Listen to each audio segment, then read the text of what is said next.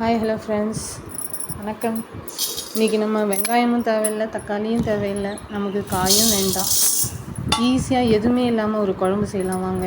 எப்படின்னா, அதுக்கு 2 கைப்பிடி அளவு துவரம்பருப்பு எடுத்துக்கலாம், ஒரு 20 மிளகு எடுத்துக்கணும். நான் அது 2த்தையும் சேர்த்து நல்லா வதக்கி எடுத்துக்கலாம். வதக்கி எடுத்து அதை கொஞ்சம் ஆற விட்டு மிக்ஸி ஜாரில் போட்டு நம்ம கொஞ்சோண்டு தண்ணி ஆட் பண்ணி அதை அரைச்சி எடுத்துக்கலாம். நல்லா நைஸாக அரைச்சிக்கணும்.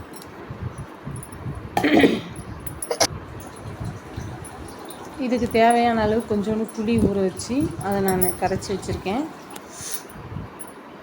பாருங்கள், இந்த மாதிரி அரைச்சிக்கணும்.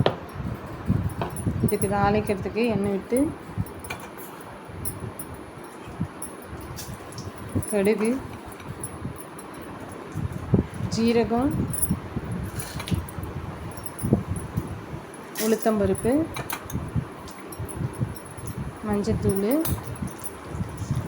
கறிவேப்பிலை போட்டு தாளிச்சிட்டு நம்ம அரைச்ச அந்த பேஸ்ட்டை ஊற்றி தேவையான அளவுக்கு தண்ணி விட்டுடலாம்.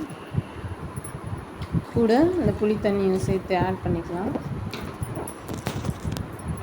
இதுக்கு தேவையான அளவு உப்பு போட்டுக்கலாம். உங்களுக்கு காரம் வேணும்னா மிளகாத்தூள் ஆட் பண்ணிக்கோங்க கொஞ்சம். இல்லை மிளகு காரமே உங்களுக்கு போதுன்னா அப்படியே விட்டுருவாங்க. சேர்த்து கொதிக்க விட்டால் நம்மளோட குழம்பு தயார், மிளகு குழம்பு தயார். தேங்க்யூ.